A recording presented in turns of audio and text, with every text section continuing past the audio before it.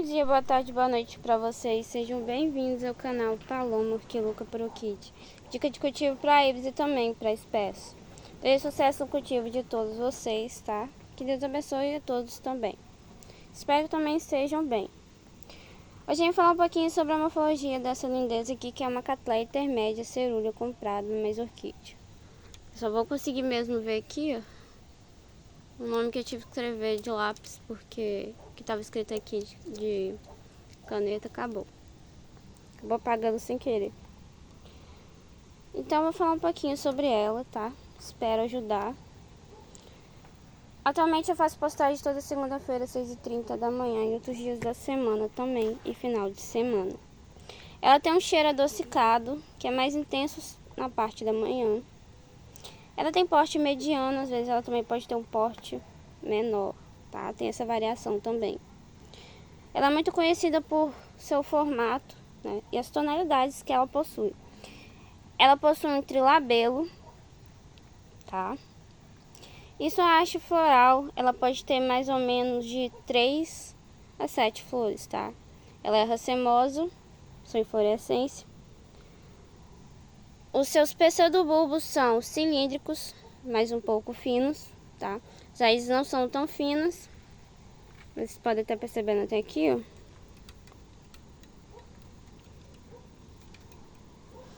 Ela também tem outras partes que são bastante marcantes, tá? Que fez também com que ela ganhasse naturalmente esse nome, tá? Ela também possui, né, além dessas folhas apicais, são um pouco largas, tá? Mas não tanto. São um pouco oblongas também, tá bom? Tem ali tonalidades mais suaves, como vocês estão vendo essa daqui, que é cerúlea.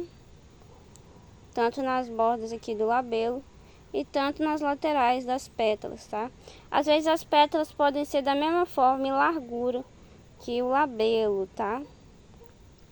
A coluna dela é bem evidente, um pouco curvada, mas é muito chamativa, assim. Chega bem perto pra vocês verem melhor. Tem pequenas listras aqui da coluna e também pequenas manchinhas aqui na borda das pétalas. Nas bordas onde estão as sépalas é bem clarinho o cerúleo, tanto que ele se torna até um pouco, não dá nem para perceber tanto, tá? Tem ela também alba, rubra, magnata, vinicolor. Tem uma quantidade bastante grande, sim, de tonalidade da mesma. Ela é superintendida por uma bainha, que é esse pato aqui, de onde sai sua haste floral, tá? Não vou poder dizer com certeza pra vocês a época que ela pode florescer, porque aqui em casa varia bastante no orquidário, tá? Ela sempre pode ter tonalidades assim que são bastante marcantes, apesar de ser uma flor que não é tão grande, tá? Mais ou menos essas flores têm cerca de 12 centímetros de diâmetro, tá? Também tem outras características que eu gosto bastante dela, além desse cheiro. A textura da folha é uma textura mais firme, tá? As sépalas também e as pétalas também, né? Apesar dessa borda um pouquinho levemente curvada, é um pouquinho serrilhada assim aqui nas pontinhas, tá? Eu costumo chamar, né, essa flor de coelho, porque a coluna, né, é bastante interessante pelo formato da mesma. Ela é bastante chamativa, tanto em cerúlea, alba e outras tonalidades também, tá? Geralmente ela sai, né, suas brotações horizontalmente ou semi-eretamente. São sempre firmes suas folhas, tanto que as florações também não são tão delicadas igual de outros tipos de espécie. E também, né, podem acontecer desses pseudobulbos serem um pouco mais cônicos, tá? Não foge muito nesse formato, não. Essas folhas crescem mais ou menos de 35 ou alguns centímetros a mais, como 50 centímetros de altura, tá? Não é tão comprida. Ela realmente é muito interessante, né? Se olharem bem perto aqui, vocês podem ver alguns pequenos pintalgados, cerulha da mesma. Podem passar um pouco despercebidos. Ela tem uma tonalidade de um verde um pouco mais claro, mas não muito clarinho, em seus pseudobulbos. Outra coisa que eu gosto bastante dela, né? Além do porte que ela tem, que é um porte mediano.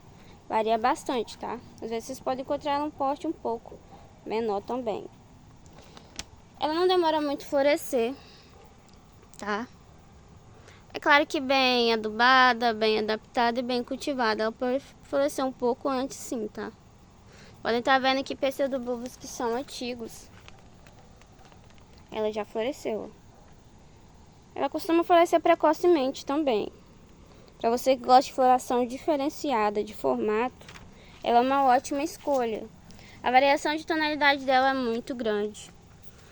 E também do formato das sépalas, das pétalas e do labelo. Tá?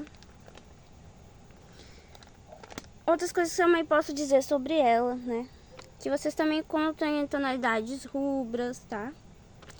Mas as sépalas, elas são oblongas, lanceoladas, né, que a gente chama de forma de lança. Pode ver bem aqui de longe, vou mostrar para vocês melhor. Aqui, ó. Tem o formato de uma forma de lança. E pode ser amplas ou ligeiramente curvadas, tá? Em vez de ser mais firme, mais reta, igual essa daqui, a curvatura dela é maior. E também, né, ela pode ter sépalas mais largas ou até mesmo mais arredondadas, tá? Realmente um pouco mais largo aqui nas laterais. As pétalas e as sépalas, tá? Elas possuem uma variação de tamanho, tá? De 3 a 5 centímetros de comprimento, cerca de 1 a 2 centímetros de largura. Mas pode acontecer sim das pétalas terem o mesmo formato e largura do labelo. Embora em algumas formas possam ter sépalas maiores ou até mesmo sépalas menores, tá? Frequentemente ela é descrita como a textura da flor, né? Uma textura mais firme, não é tão frágil como as outras. A folha também, a textura dela é bem mais firme, não é tão fina como de outras orquídeas. As pétalas também podem ter uma variação de formato como valadas ou arredondada, e margem pode ser ereta ou ligeiramente ondulada, por vezes exibir uma ligeira constrição. Que é essa daqui, ó. Vocês estão vendo que é um pequeno curvamento ali na borda da margem aqui, ó. É bem leve, chega mais perto pra vocês verem melhor. É bem curvado, mas essa margem aqui, ó, ela é meio serrilhada levemente. Chama bastante atenção, tá? Podem ser adornadas com marcação de cor da base.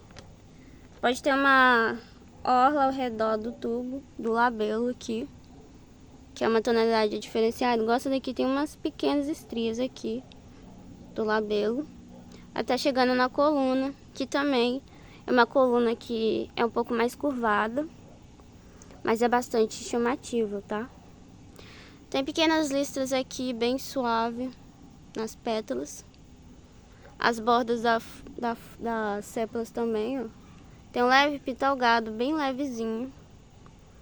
Quase passa despercebido se a gente não olha bem pertinho, tá? Pode ter pintas ou veias de uma cor contrastante, como ametista ou roxo, tá? As sépalas também podem ter uma intensidade maior de tonalidade, tá bom? Em direção ao ápice. Aí a tonalidade geralmente aqui assim é mais escura, mais chamativa. Também pode ter essas variações. A textura por vezes parece cerosa ou tem um acabamento de pó de diamante, tá? Quando você toca, bem diferente mesmo a textura da floração dela. frequentemente descrita como um carnudo e com uma nervura central distinta. Ela é chamada assim de pó de diamante devido à textura de sua floração, né? E o fato que ela possui, sim, formatos muito diferenciados que podem lembrar até mesmo da lodigese ou da forbese, porque acontece algumas vezes as sépalas elas serem mais estreitas e menores, tá? Também acontece uma variação bastante grande da floração da mesma. Vou deixar para vocês depois. E obrigado, tá, por assistirem. Até o próximo vídeo. Fique à vontade aí, comente também como é que tá sendo o cultivo dela para vocês, se estão tendo alguma dificuldade ou não. Vou deixar para vocês na tela final as playlists do canal, tá bom? Um beijo para vocês e até a próxima.